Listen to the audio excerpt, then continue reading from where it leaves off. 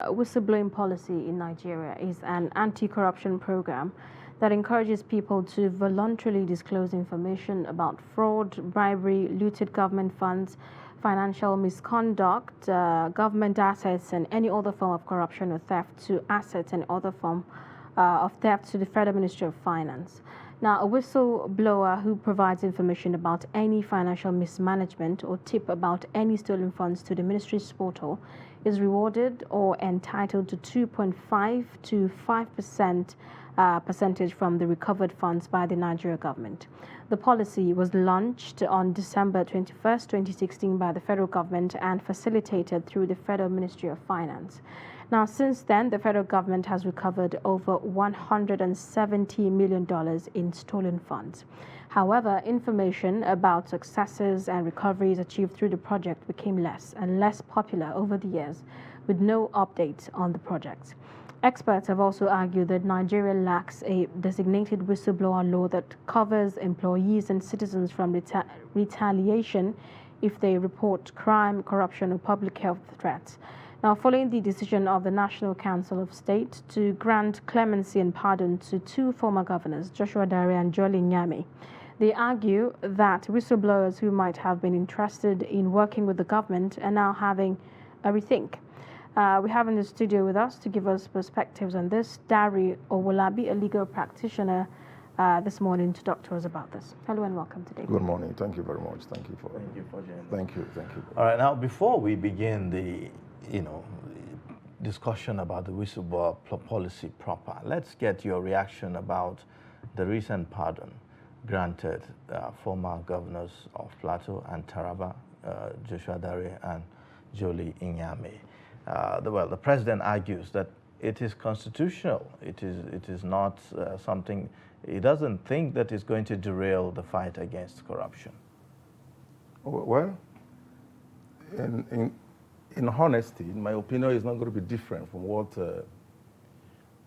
right-minded Nigerians have said about it. The exercise of that power by the president on these two individuals who mentioned was a clear case of abuse of power. How is it abuse, since it is constitutionally provided for? If you look at the intention of the framers of our law, those who allow that hangover, because I call it hangover because it was a provision that came from the colonial practice. Is a provision of the law that is known to the British. When we're under the colonialism, of course, that power was being exercised by the monarch in UK. But shortly after Nigeria became independent in 1960, of course, that provision was retained in our constitution. Going forward, what is the intention of those who came up with this idea? The original intention of these people was to balance judicial power, exercise of judicial power, with what is acceptable to the generality of the people. What am I saying? If a court of law strictly exercises its power in convicting a particular person, and of course, sometimes you could be if you follow the law the way it is written, the judgment you give may go against people's aspiration. So that is where the executive comes in to bridge the gap, to balance people's opinion, what is acceptable among the people with what judiciary gives. Or again, if you check the section that provides for this law, this power, which is section 175 of the Constitution, what that section simply calls it is prerogative of mercy. Mercy in this sense means that someone who could have been unjustly convicted, the president comes in, or someone whose conviction does not enjoy general acceptability of the people, the president comes in. So basically, it's something that has to do with morality. It is intended towards achieving morality in the administration of justice in our system. So in this case, will you say that, but what will you say is the basic reason why the president will pardon Dare?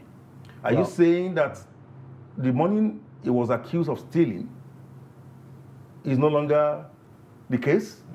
Are you saying that the court made mistake in convicting him? Excuse me. Are you saying that the people of Plateau State are angry over the decision of the court, or the generality of the people of Nigeria don't celebrate that conviction? Everywhere you go in Nigeria when that conviction was made, people were happy. Now the argument is that they are probably advanced in age and then suffer some kind of medical condition. And so maybe, you know, and that's also part of the argument is that, well, they've suffered enough shame that comes with the conviction, with their conviction. So that suffices. That's a minority sentiment. That's not able to do with it. It's not legal. Sentiment being here by those who share.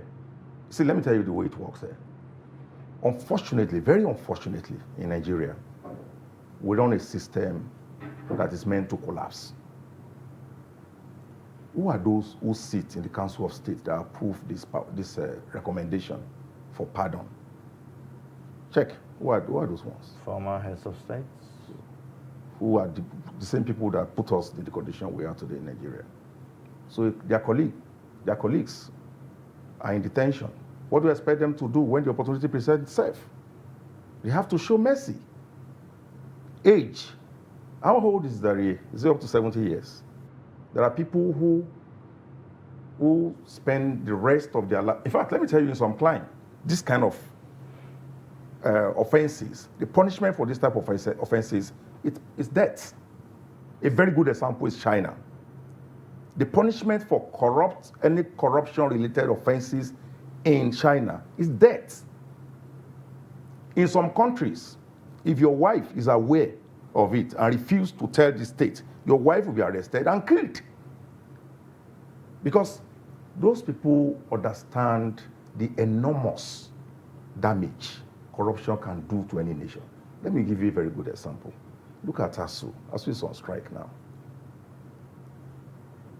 I just read in this paper now that APC peg the presidential nominee form to 100 million naira. Check in the next 1-2 weeks how much they're going to rake in from that. You will be wondering where the money is coming from. Our children are outside schools for months now. Nobody knows when they are going to resume. Why do you think that is the case? Corruption. It is not because we don't have money to... let me give you another example. At about the same time, federal government awarded the contracts for the construction of National Library in Central Area, and then construction of EFCC headquarters. I think about the same amount of money, about 6 billion thereabouts.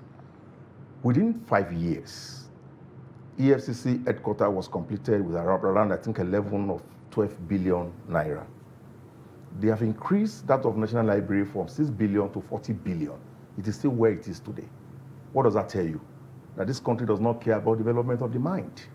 They care about, see, there are two fundamental functions of anti-corruption agencies or any security network we want to talk about in any nation. One is prevention of crime. Second one is arrest of offender. The most important of this function is prevention of crime. How do you prevent crime? Somebody said, you cannot hold a book. You can't read a book with gun in your hand. You have to drop the gun. Right. All right. Now, at the coming of this administration back in 2015, the administration rode on the back of the anti-graft crusade. The president was seen as this no-nonsense, fighter to deal with corrupt officials and the rest of them. So perhaps that's why this is coming as a disappointment to a lot of people. But think about what's the implication of this on other segments of the society, on other government projects, policies, programs. For instance, you think about the implication on the judiciary, you think about the implication on the institution that is fighting corruption itself, the EFCC and the ICPC and the rest of them, and even a program such as the whistleblower policy. Let's begin with the whistleblower policy, for instance. That program came in, in 2016, and when it was introduced, well, some people, there were mixed reactions, really. Some people were excited that this has come, and some were like, well, it's just one of those programs. It's a small screen and the rest of them.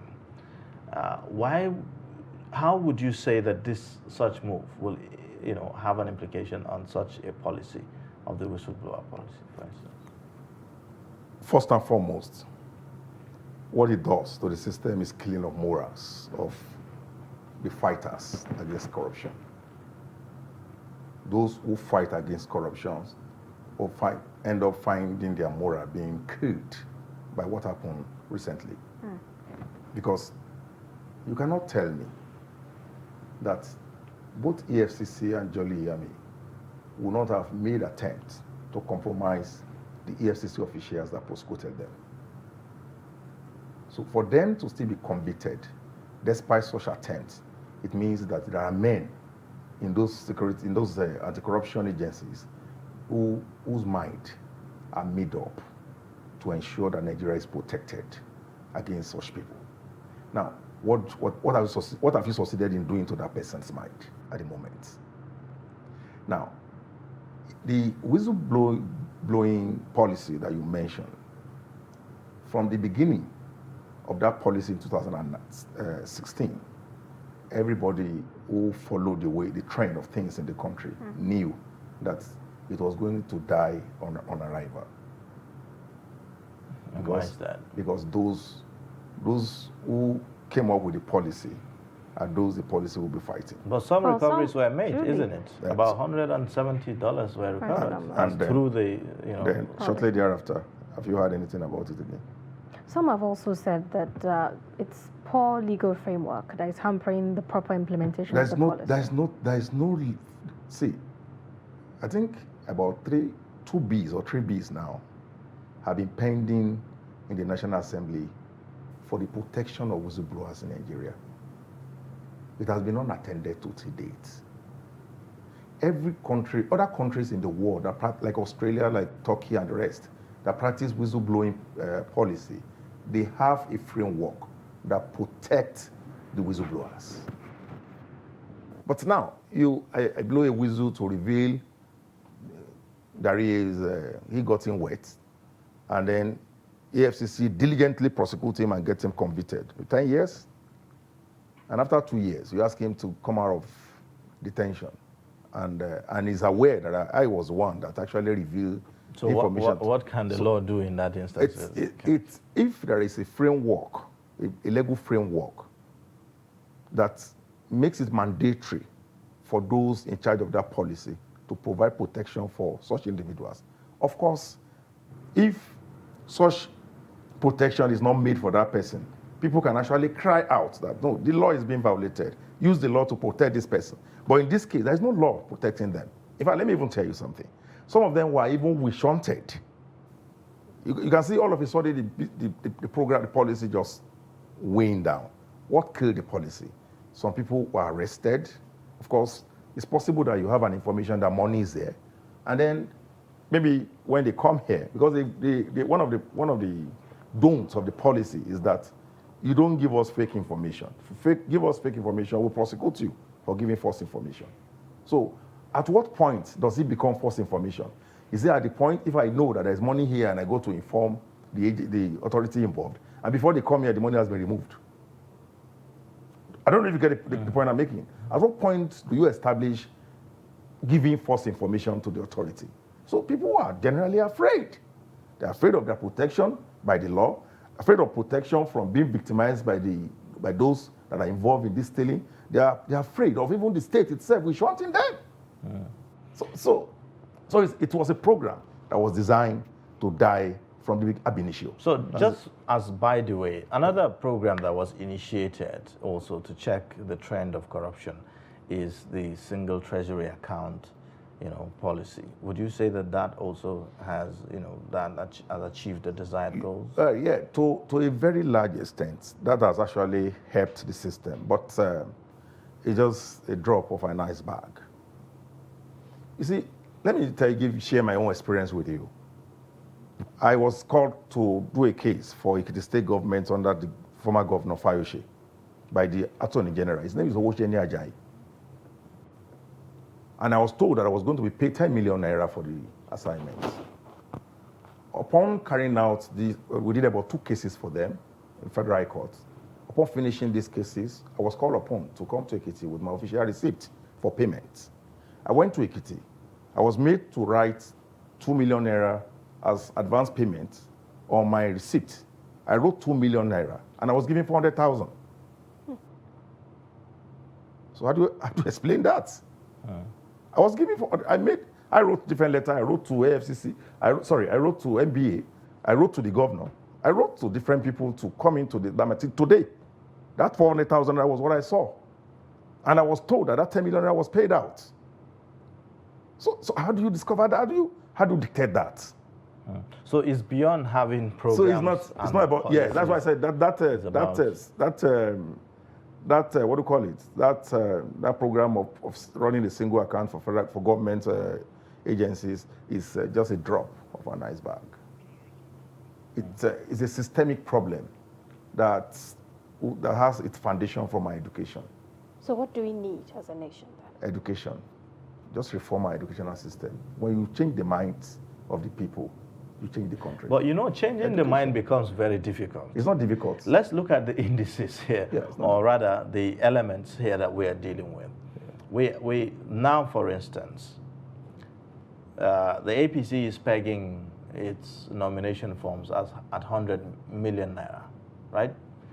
And now INEC has a ceiling, a spending limit for politicians, for campaigns and everything. You are already buying form at 100 million naira. By the time you are done buying form and done visiting all the people that matter, the communities, the campaigns and everything, go along. Even if you were, willing, or if you are a law-abiding Nigerian that really doesn't want to cross the bar and all of that, is that realistic? I still go back to what I mentioned earlier. Let me tell you, I've been involved in different association, community development for a long time. What we find at the federal, what we find at the state, local government, even at the level of community. So that's why I call it systemic problem.